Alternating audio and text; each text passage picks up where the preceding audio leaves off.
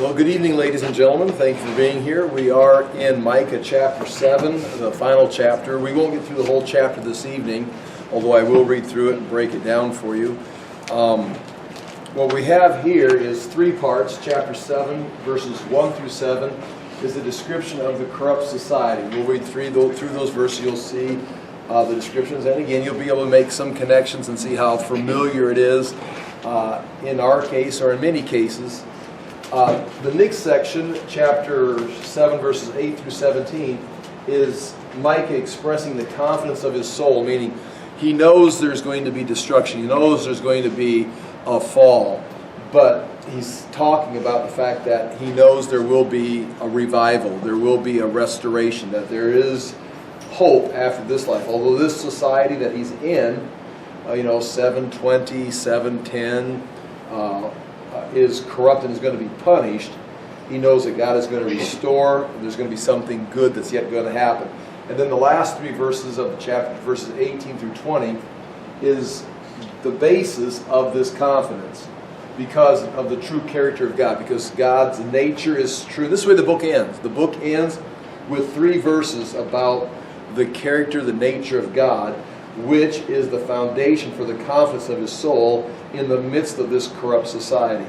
There's nothing in here about him being delivered from the society, but there is the idea that although you're going to suffer in time in this society, God has got something in the future planned.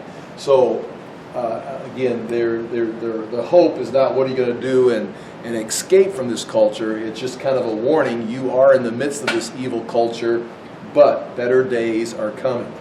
And then we'll get into these verses right here, chapter 7, verses 1 through 7, a little more detail tonight on what's taking place. I would like to read through the chapter so you get a feel for it. And listen for this break, the description of the corrupt society. And then 8 through 17, the confidence he has of his soul, of that things are going to get better as far as eternally. And then, of course, the character of God. So here we go. Chapter 7, verse 1. What misery is mine, he writes. I am like one who gathers summer fruit at the gleaning of the vineyard. There is no cluster of grapes to eat, and none of the early figs that I crave. The godly have been swept from the land. Not one upright man remains. All men lie in wait to shed blood. Each hunts his brother with a net. Both hands are skilled in doing evil. The ruler demands gifts. The judge accepts bribes. The powerful dictate what they desire. They all conspire together. The best of them is like a briar, the most upright worse than a thorn hedge. The day of your watchman has come, the day God visits you. Now is the time of their confusion. That's the announcement of judgment. This is this 4b right here. 1 through 4 is describing the society. 4b is a declaration, there is punishment coming. Now he's going to go and talk specifically about some people to be fearful of. Verse 5, do not trust a neighbor. Put no confidence in a friend. Even with her who lies in your embrace, be careful of your words. For a son dishonors his father, a daughter rises up against her mother, a daughter-in-law against her mother-in-law. A man's enemies are the members of his own household. So again, you've got the description of society. The punishment's coming, he says, and then warns you, there is nobody in your society that you can trust. Even those that you embrace, watch out what you say about them. Now again, we're not talking about 2019. He's talking about 720 or whatever time period we put this in. We do not know the date, but it's sometime between 740 and 700 BC. He's talking about not Samaria in the north. He's talking about Judah. It's during the days of Hezekiah. Hezekiah himself is going to hear Micah. We know this from the book of Jeremiah. He's going to respond to Micah. He's also standing right beside Isaiah. Isaiah is speaking to Hezekiah. So Isaiah is saying the same thing. We'll look at some verses tonight. Hezekiah is hearing both Micah and Isaiah and is trying to make a change. But Hezekiah is trying to change this culture. And the culture is not going to follow Hezekiah. In fact, coming after Hezekiah is going to be Manasseh, Hezekiah's son, who's going to actually execute Isaiah. So Hezekiah tries to make a change, but even his own son goes even further into darkness in this culture. So he could be giving advice to Hezekiah. I mean, that's not the context here, but it could be. We don't know that for sure. I mean, that's just me making a statement. It would fit. But he's saying, don't trust anybody. Everybody is corrupt. There's no one you don't trust. Your friends don't trust. Your wife don't trust. Your sons don't trust. Your daughter-in-laws. Everyone is dangerous. It's a terrible society. So that's what he's saying. But then in verse 6, or verse 7, but as for me, I watch and hope for the Lord, Yahweh. I wait for God my Savior. My God will hear me. Again, that's not going to say that verse 7 is confidence in God. That's not saying I'm going to be taken out of this. It's just I'm waiting. The key word there probably is the word wait. Meaning he's not coming now. He's not coming today. You're going to have to wait. You're going to have to endure this. You're going to have, and you can see this in, especially in the book of Habakkuk when he's talking about, I'll just put my hope in God and wait for Him to do His work. Okay, now, beginning in verse 8 is a new section. I mean, it continues, but it switches the subjects. And now he's going to start expressing his confidence of his soul. Meaning up in here, they're going to be conquering, gloating over him, trapping him, setting nets for him. But he's waiting on God. And then he gives a little speech to his enemies. He says, "Do not gloat over me, my enemy. Though I have fallen, I will rise. Though I sit in darkness, the Lord will be my light." Now, we're talking about Micah 720 BC. But this is typical of any situation in the world where you've got the people of God being oppressed. These verses could apply to Jesus Christ. These verses could apply to his apostles going off in the ministry. These verses could apply to Hezekiah at this time. They could apply to Isaiah and Micah. They could apply to Isaiah, who's going to be executed because of his faith. They could apply to us where we're at in history, or anyone who's suffering throughout church history. So again, this is typical. We are specifically talking about this time period, but these have a great application. So do not gloat over me, my enemy. Verse 9, because I have sinned against him, I will bear the Lord's wrath until he pleads my case and establishes my right. He will bring me out into the light. I will see his righteousness.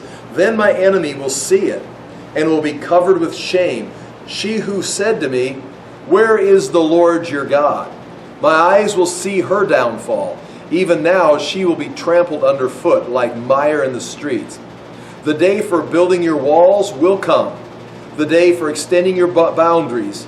In that day people will come to you from Assyria and from the cities of Egypt, even from Egypt to the Euphrates, and from sea to sea, and from mountain to mountain. The earth will become desolate because of its inhabitants as the result of their deeds. Verse 14, shepherd your people with your staff, the flock of your inheritance, which lives by itself in a forest, in fertile pasture lands. Let them feed in Bashan and Gilead, as in the days of long ago. As in the days when you came out of Egypt, I will show them my wonders. Nations will see and be ashamed, deprived of all their power. They will lay their hands on their mouths, and their ears will become deaf. They will lick dust like a snake, like creatures that crawl on the ground. They will come trembling out of their dens. They will turn in fear to the Lord our God, and will be afraid of you. Who is a God like you, who pardoned them? This is the last three verses. The last three verses, 18, 19, and 20, are now going to describe God as the book ends. Who is a God like you, who pardons sin and forgives the transgression of the remnant of his inheritance? You do not stay angry forever, but delight to show mercy. You will again have compassion on us. You will tread our sins underfoot and hurl all our iniquities into the depths of the sea.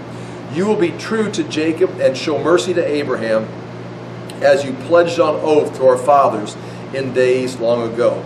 So you can hear the heavy overtone of this being, from 720 and dealing with Judah, the people of God. We can make application to our own lives, but this is clearly talking about the restoration of Israel. Even in verse 14, when it talks about shepherd your own people, after going through verses 8 through 13 about the people returning from all around the world, then you've got apparently the Messiah in verse 14 shepherding his people in the land as in the days of old. And the reason they're there is because the Lord has forgiven their sins and restored them. This is now the verses we're going to be looking at a little more detail here. Chapter 7, verses 1 through 7. And now we will look on the notes on page 1. What you've got written on the top of the notes there is what I've got written right here. You can see chapter 7, verses 1 through 4 describes Micah's corrupt society and the danger of living in this system. Let's look at those verses on the notes. Chapter 7, verse 1. Woe is me, Micah says. That's how he begins. Woe is me. For I have become as when the summer fruit has been gathered, as when the grapes have been gleaned. There is no cluster to eat, no first ripe fig that my soul desires. In other words, he is describing his soul. At this point, his soul is hungry. It's hungry for apparently righteousness, for justice, for the character of God. And he goes out into his society to find justice, righteousness, kindness, covenant type of love, trustworthiness. And he goes out there, he says it's like looking for grapes. It's like looking for figs after harvest has taken place. Figs would be ready in June. Grapes would be ready in August. The early fruit, the late fruit. But when he goes out, it's like going out just right after the harvest. The harvest has already taken place. All the grapes have been picked. The figs have been taken. There's no clusters of fruit left. And he goes away hungry. Now he's using this as a metaphor, grapes and figs as a metaphor for righteousness, for example. Now it doesn't say specifically righteousness or justice, but this is what he's looking for. He goes out to look for righteousness, pictured as grapes, or justice, pictured as figs.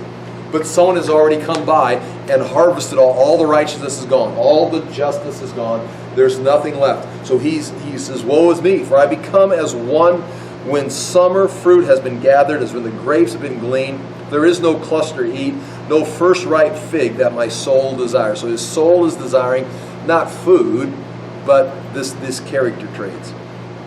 And that's point 1 right there. It kind of describes what I just said. And I've got a verse from Isaiah chapter 5, verse 7. Remember Isaiah having the parable or talking about the vineyard. And the vineyard, and again, remember, when we quote Isaiah, we're talking about contemporary prophet with Micah. They're working at the same time. Now, if they ever talked, if they ever interacted, we don't have any record of that. But they were definitely speaking and being heard by the same king, Hezekiah. Isaiah talks about the vineyard, and in Isaiah's illustration, and Jesus picks up, and this is familiar, this is famous, if you would, because the vineyard of Isaiah is picked up on Jesus. Jesus builds on that on many parables. When he came to his vineyard, and he sent his servant to the vineyard to get their harvest, their part of the proceeds. And they said, let's kill the servants, let's kill the son of the master. And so the vineyard is Israel, or in this case, it's Judah.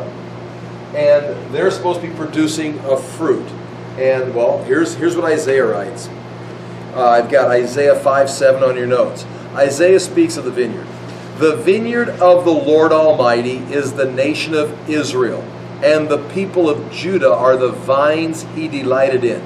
And he looked for justice, but he saw bloodshed. For righteousness, but heard cries of distress. Now you can see how that parallels what Micah is saying. Micah is going off looking for figs and grapes, and says it's like someone has already come through and harvested everything. There's nothing left to eat. And his soul desires these.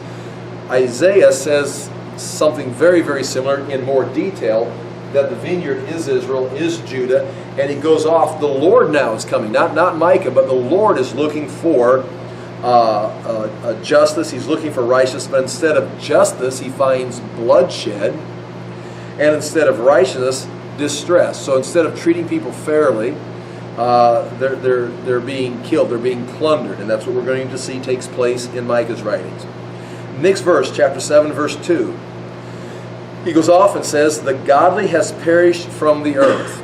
Now when he says the earth, you can say the whole earth, at some point in time. But he's again talking about his culture, his society, as far as he can see, his interaction.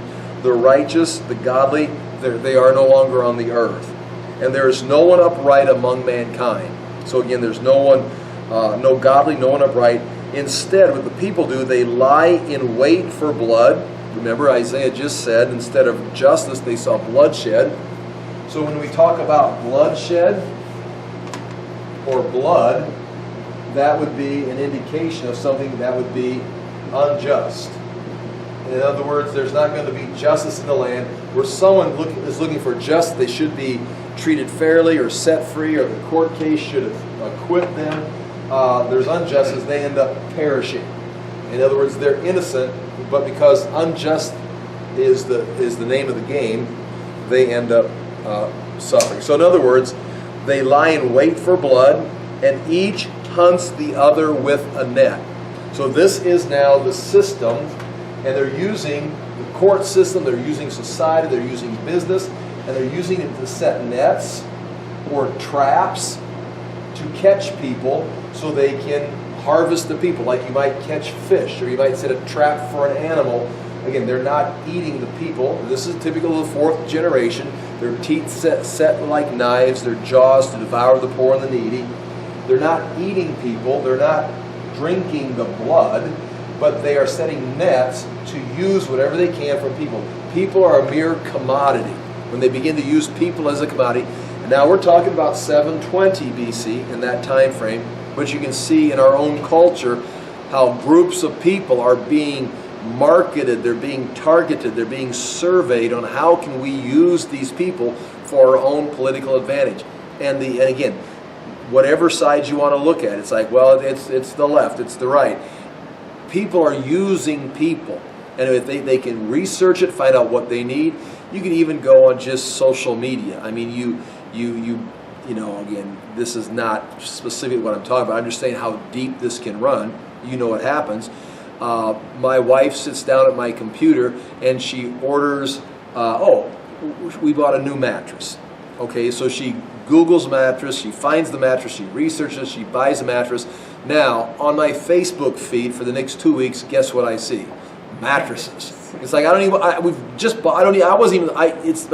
but it's like, there's somebody out there. Now, I'm not complaining, that's not evil, it's just the technology we've got. But there, you can see them setting a net. And again, this is not the Antichrist. This is not even what Isaiah or Micah is talking about.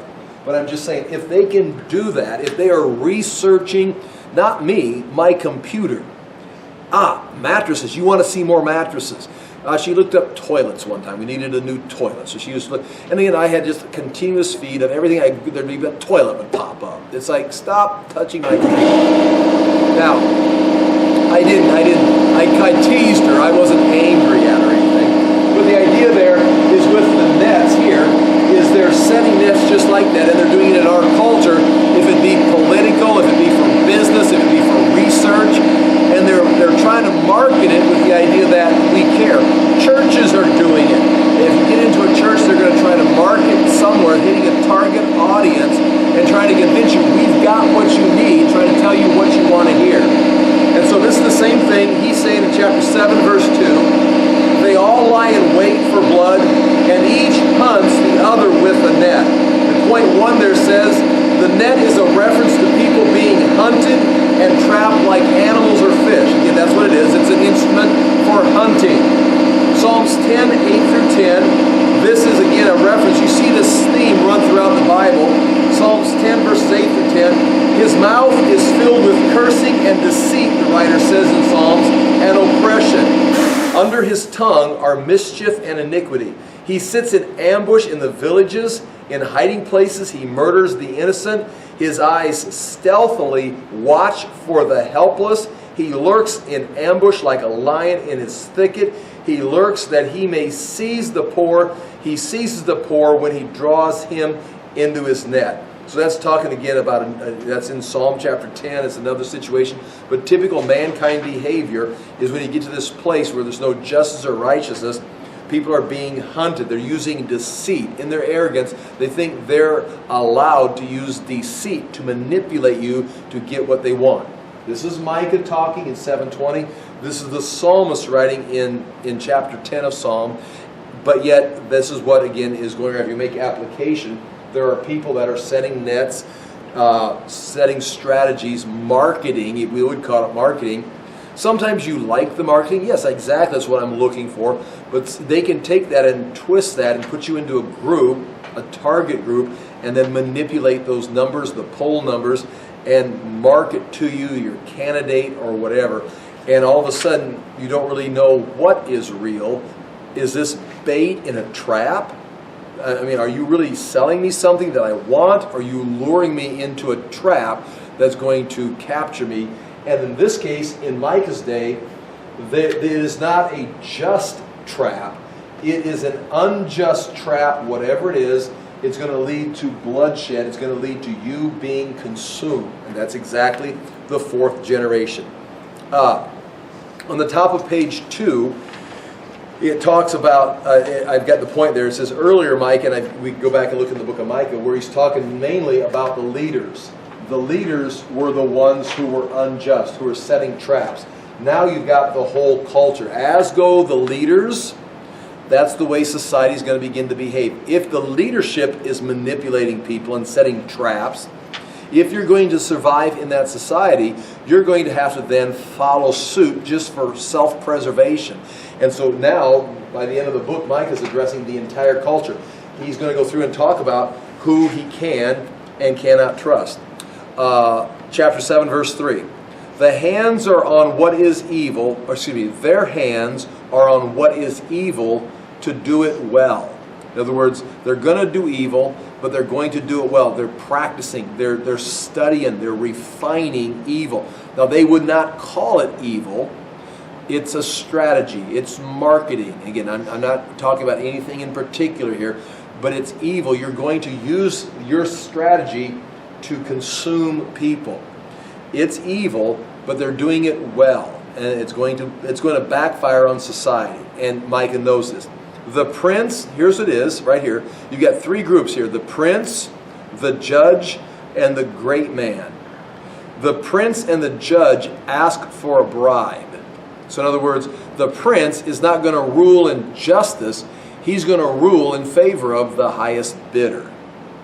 The judge is not going to do what is just or decide the court case based on law. He's going to decide the court case on what is the greatest outcome. Now realize, if the leadership, in this case the prince and the judge, are going to the highest bidder, if you're going to survive in that case, in that society, you're going to have more resources than your neighbor if you're going to get an advantage. You can't say, well, let's just be fair, let's just be just. The whole society has to crumble in order to survive. And Micah is in here. That's what he said. I'm looking for fruit. I'm looking for justice and righteousness, but I'm consumed. There's not. It's already been taken.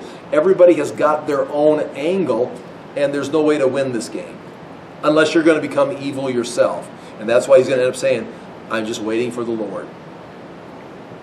So the prince and the judge ask for a bribe, chapter 7, verse 3, and the great man utters the evil desire of his soul. Thus they weave it together. So the prince, the judge, the great man, whoever the great man would be, and that word weave, I've got it written down there, point 2 under 7.3. The word weave or twist actually means the manipulation of facts, such as time, manipulating place, manipulating people, manipulating facts, to weave together or twist together your own situation or your own truth that the person wants to create the image to get what they want. In other words, now you've lost reality, you've lost truth. Of course, you've lost justice and fairness and righteousness, because that's all being thrown out. And how can we twist and manipulate this to get the situation presented like we want? And if you've got the judge, the prince, and the great man taking a bribe, using their evil desires, speaking forth their evil desires, and then weaving it all together, they're setting a net. That weaving is the net that's being set for the people. They're just taking, and large masses of people are being moved back and forth as they want to sway the public opinion to get what they want. They're changing reality. They're changing the truth to set the stage for what they want. The people caught in the net are being used. They are going to suffer. They're being used by the leadership. And that is, again, you get to the fourth generation, devour the poor and needy from the earth. They think they're getting the advantage. You're being set up. Now, again, if you want to make application to our culture and say it's this group or that group, we could all do that. What we're looking at here is that's what's taking place in 720. It's a thing that cycles through cultures throughout history until they destroy themselves, of people doing this very thing. Again, is America in that condition? That's for us to decide and talk about. But is it possible? It very well is possible. Every culture is going to go through this because this is human nature. When you get rid of justice and righteousness, people begin to use and twist things the way they want. And if there's no checks or balances being called to account, there's no court system that's going to hold people accountable, and you can go off the rails and create your own reality, twist the laws, you're going to end up in this condition that Micah is in, where he's utterly hopeless. Isaiah chapter 1 verse 23, right there under chapter 7 verse 3 on your notes. Remember, Isaiah and Micah are talking at the same time. Isaiah says this. Just when Micah says their hands are on what is evil to do it well, they're doing evil very well. The prince and the judge ask for a bribe. The great man utters the evil desire of his soul. And they all twist. The judge, the prince, and the great man all twist these things together. They weave together their truth, their reality, create a net, and take the people where they want. Isaiah says this, your princes are rebels and companions of thieves. You think you're following the leadership, the prince of your country, but they're cooperating with thieves. Everyone loves a bribe and runs after gifts. Everyone in the leadership is running after gifts. They're being manipulated by bribes. They do not bring justice to the fatherless, and the widow's cause does not come to them. In other words, they're to be helping the people that need help. They're to be bringing. But what can a widow or the fatherless do when bribes and gifts rule the day? They're helpless. That's why if you're going to survive in this culture that's shedding blood, you're going to have resources. You're going to have something to bring to the table to manipulate. And the common person, we go right back to the middle class. We saw it in Amos. We see it in Micah. The middle class is just looking to live their lives, live a just life, looking for fairness, looking for a legal system. But that is being sold out to those who've got the money, the upper class. And so the upper class wants more and more. The middle class is going to be forced to become the poor. And right here, for example, the poor here, the homeless, or not the homeless, Isaiah 123, the fatherless and the widow's cause does not come to them. They do not get justice. We don't even hear the case. There's nothing you can do. You're just rolled over. Chapter 7, verse 4. The best of them, the best of your leaders, the best of your people are like a briar. The most upright of them, a thorn hedge. In other words, if anyone that can help you, they're going to hurt you. If the best leader, the best person, the best you can go to, you're going to lose. You're going to get ripped off. You're going to get stung. So now comes the warning. Because that's the society, the best person you can go to is going to consume you. There's nowhere to turn. The day of your watchman, of your punishment, has come. That's what 7:4, halfway through verse 7:4 says. Because this is your situation, your judgment is here. Punishment is coming.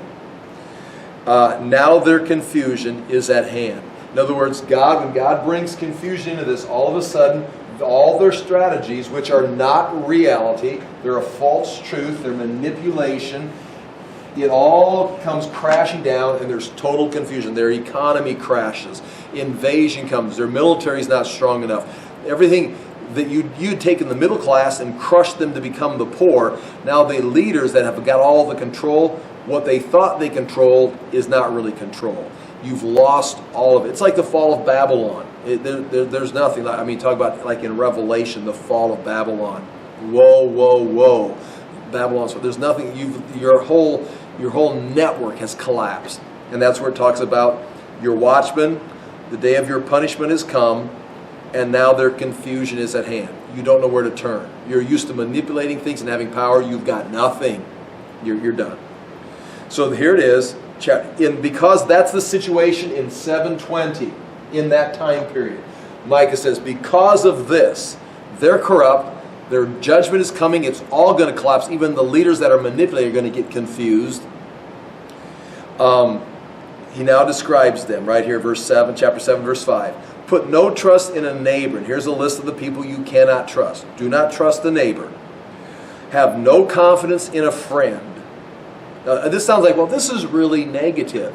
Well, this is Micah. This is the Bible. Well, we should be positive and have a good outlook. Okay, there's a truth to that. But there's also, when you're in this culture right here, this culture that people are manipulating everything, he's telling you, if you're going to survive, you can't play this game. You're not going to become corrupt yourself. But you better know this. Do not trust a neighbor. Have no confidence in a friend. Guard the doors of your mouth. In other words, watch what you say from her who lies in your arms. And arms is another word for bosom, or who you are embracing, which would refer to your wife, or whoever is closest to you. The one that you snuggle up with, that you're uttering your hearts and sharing dreams, be careful. You can't even trust them. The closest person to you, they're in the game too. That's the culture. For the son treats the father with contempt. The daughter rises up against her mother. The daughter-in-law against her mother-in-law. A man's enemies are the men of his own house. Now Jeremiah experienced this because he was from Anathoth.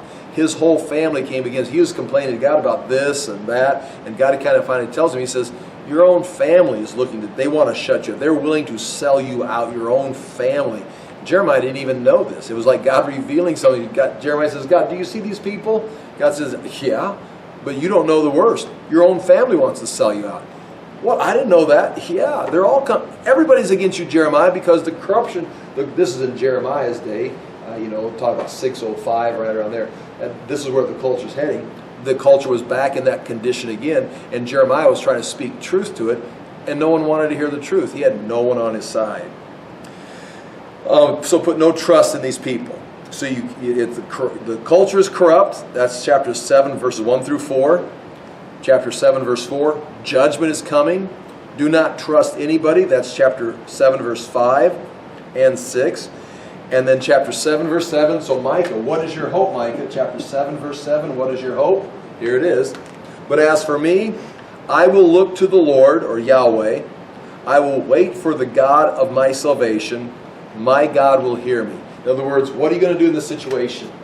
You're going to wait. You're going to wait for the Lord. Salvation is coming. He will deliver you. Now again, maybe not in time. Listen, Isaiah, you say, well, God will deliver you in time. Don't fall for that. God can deliver you in time. God does bless and lead and guide, open doors of opportunity. That's all part of it. But there's also a time in a culture where the waiting is not in time. You're waiting in time, but the result is going to be far from here. For example, along with Micah was Isaiah. We've said that several times tonight already. Isaiah he spoke to Hezekiah. Hezekiah had a son named Manasseh, and Manasseh did not like Isaiah. He hunted him down and sawed him in two, according to the Jewish traditions, the Jewish writings. And according to the book of Hebrews, it talks about them being sawed asunder, or sawed in half. And that's what happened. That's what the writer of Hebrews, who was familiar with the Jewish writings, that would be the illustration he was talking about. It's not like, well, a lot of people were sawed in half. The most well-known sawing in half was Isaiah being sawed in half by the men of Manasseh. So when the writer of Hebrews refers to that, just like everybody knows what he's talking about, it's like it's confusing to us because it's not in the Bible. But in the Jewish minds, the writers people he was writing to, they were trying to kill Isaiah. He ran and hid in a tree, climbed a tree to hide. They took a saw, sawed the tree down, And then when the tree fell, there was Isaiah, they sawed him in half. And that's the story, and that is the fate of Isaiah. So he's waiting for the Lord along with Micah, his contemporary, but that deliverance did not come in time. Now you got stories of Daniel being delivered, Shadrach, Meshach, and Abednego being delivered. Well, let's go to Hebrews. Let's go to Hebrews very quickly. Just let you see this. Because there is no guarantee except in the long run. And again, here it goes. Goes to Hebrews chapter 7.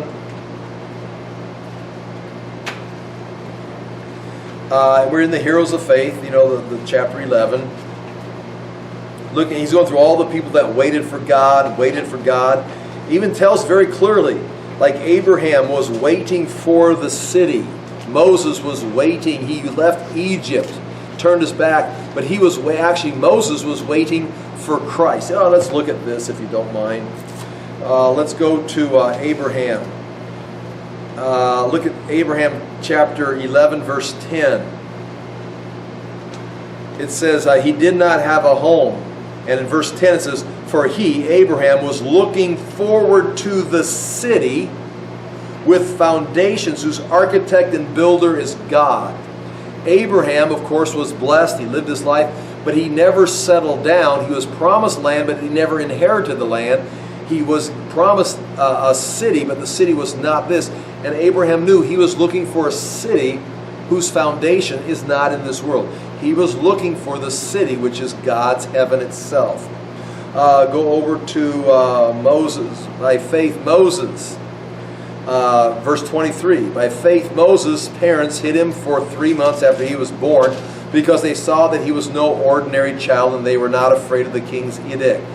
By faith, verse 24, by faith, Moses, when he had grown up, another way of translating that phrase, grown up, is become great. He was taken into Pharaoh's court. He became great. He became one of the leaders. There's a lot of writing about Moses in Josephus and Jewish history. And he was great. He was right there in line for Pharaoh's throne. He refused to be known as the son of Pharaoh's daughter. Watch. He chose to be mistreated along with the people of God, rather to enjoy the pleasure of sin for a short time. Watch this. He regarded disgrace for the sake of Christ as of greater value than the treasures of Egypt, because he was looking ahead to his reward. Moses did what Moses did, not for greatness in this world. It says he was looking ahead to Christ. He was seeing, anticipating Christ, who, when we see, he didn't even know Jesus. He didn't even see Jesus, but he knew where this whole thing was going. And so he walked away from Egypt. He led the people in the wilderness, not for greatness in this age, but for the sake of Christ. So all these people are being listed as people who had hope, but they never received anything. It continues and go on. We're going to look in verse 32. And what more shall I say? I do not have time. Now this is what I want to look at. There's two groups here. There's those who were victorious in this age, and those who were not victorious in this age, but their reward is coming. And you do not know which God leads, God guides, God opens doors. We're blessed. Sometimes in history, sometimes not. Who could be more faithful than Isaiah? Isaiah stood for God, wrote the longest book in the Old Testament, 66 chapters as far as the prophet, and yet he perishes. I mean, if God's going to deliver somebody for faithlessness, it's going to be Isaiah, who's in a tree trying to escape. But he doesn't, because that's not what this is about. Here it is, chapter 11, verse 32. And what more shall I say? I do not have time to tell you about Gideon and Barak and Samson and Jephthah and David, Samuel and the prophets. Now watch, here's what they did. Verse 33. Who through faith they conquered kingdoms, like David.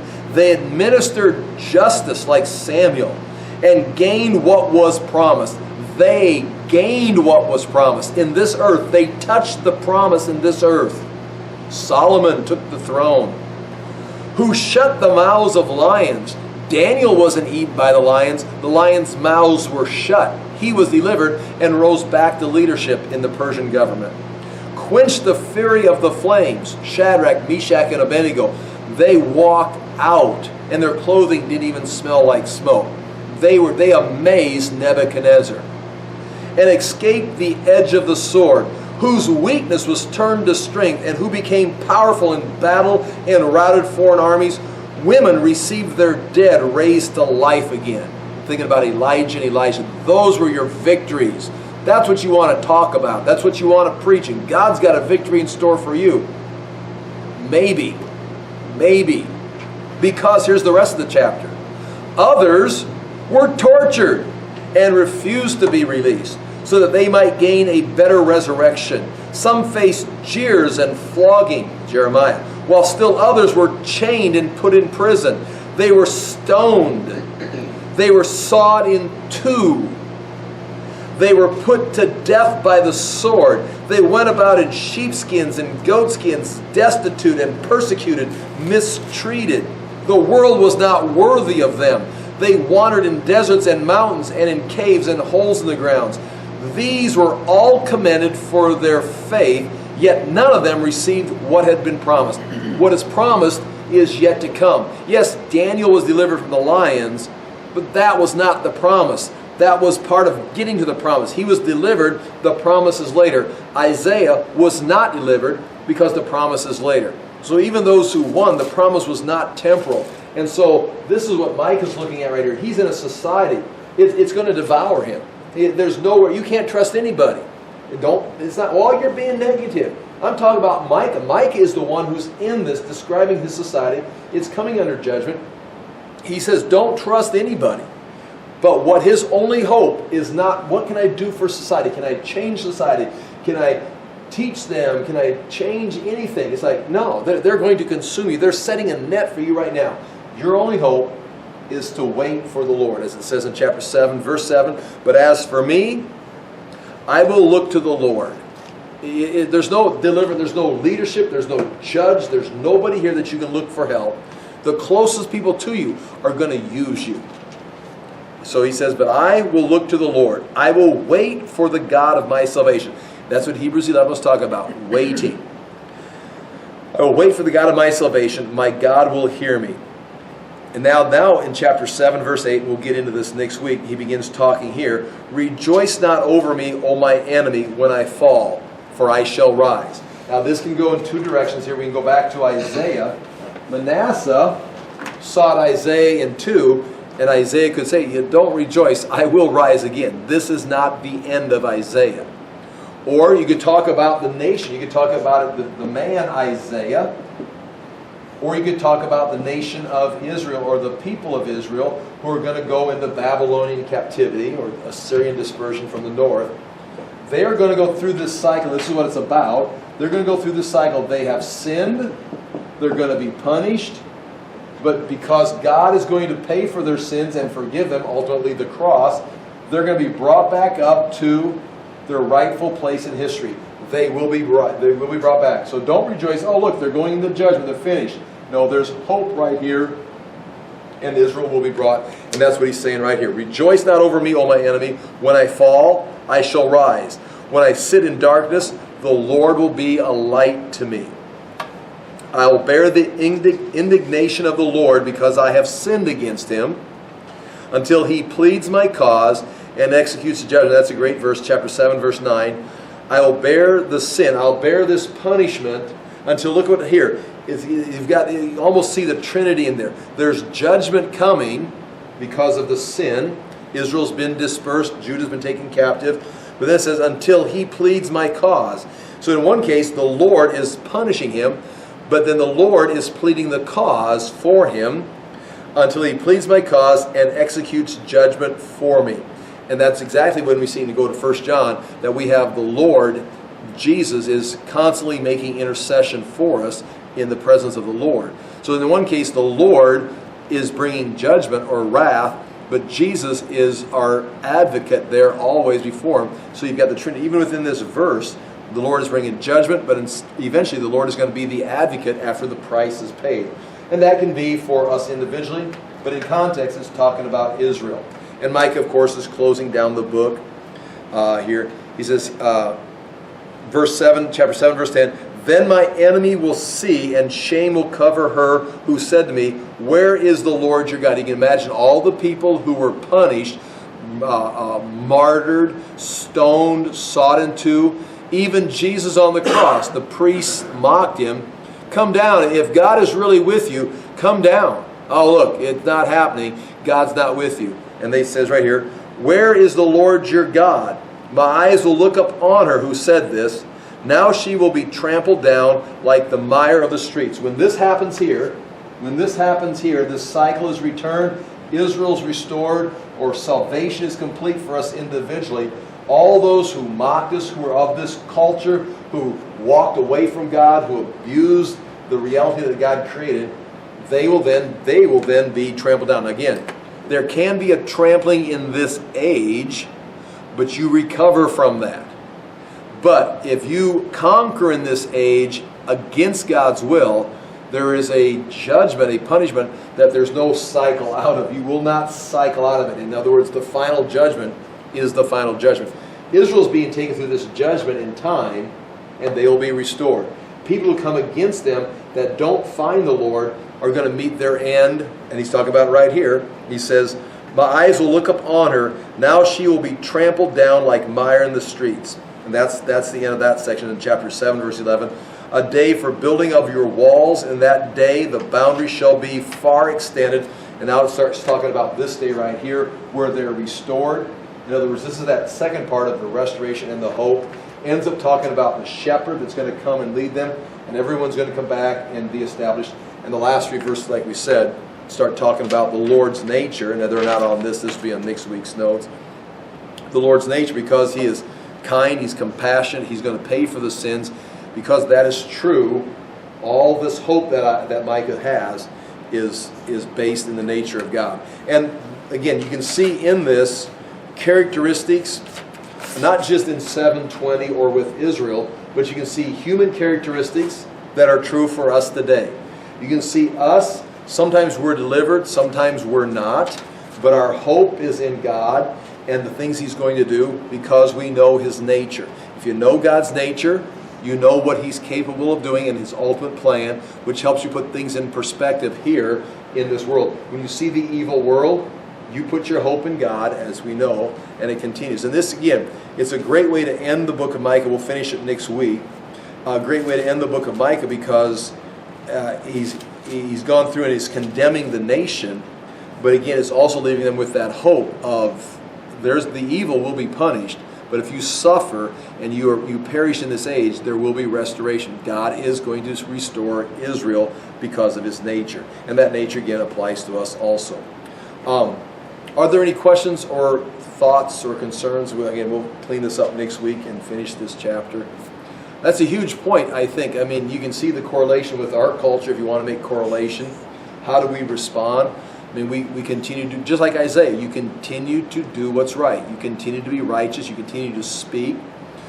The amazing thing, when you talk about Isaiah being sawed in two and Manasseh, as you know what ended up happening, is Manasseh is eventually taken captive by the Babylonians. And before the Babylonian captivity, they actually put a hook in his jaw and take him over as a captive.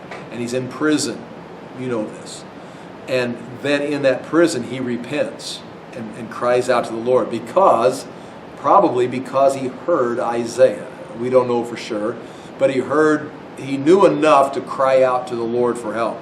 And the Lord heard his prayer and restored him.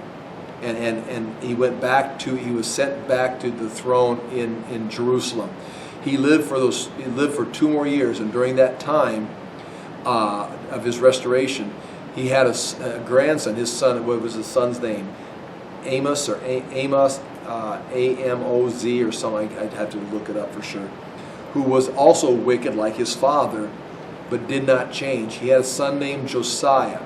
So when Grandpa Manasseh came back from Babylonian captivity, he had a few years with his grandson Josiah, so that when Josiah's father was executed, he died.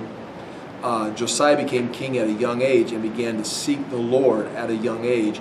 and try to do exactly what his great-grandfather Hezekiah had done, is bring revival to the land. This time it was Josiah and Jeremiah. So what you see taking place here between Hezekiah and Isaiah and we would say Micah, right here, these are the prophets. Then after Hezekiah is Manasseh, and then what is, I can't remember the name, and then Josiah. And Josiah, when he's 16 and 20, he begins to seek the Lord.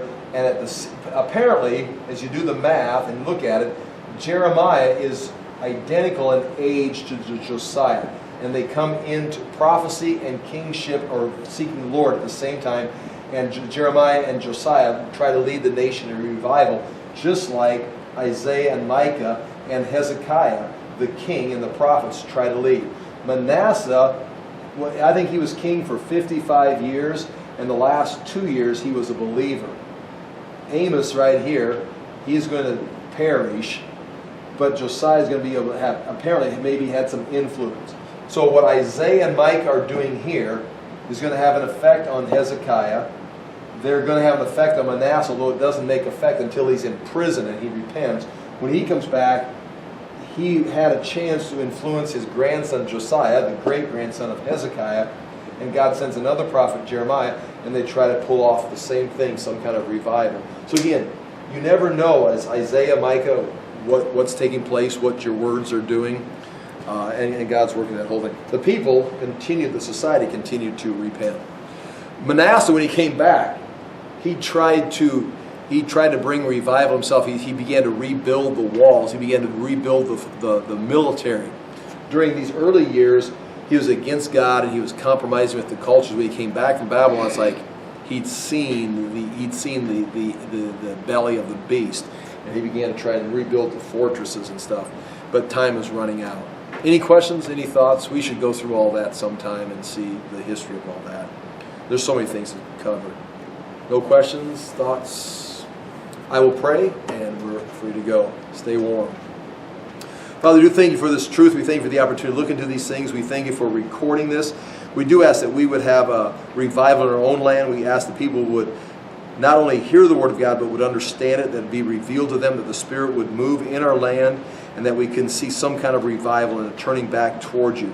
We know that the situation is serious in our nation. We know that people are hard and are turning away from the truth, creating their own realities, but we also know that your word is powerful and there is hope for our nation if we can turn to you and the reality that you've put us in. Father, we do ask for grace and mercy in our time, and ask for words to say that we may be a source of hope and encouragement and revival in the world we live in. In Jesus' name we pray.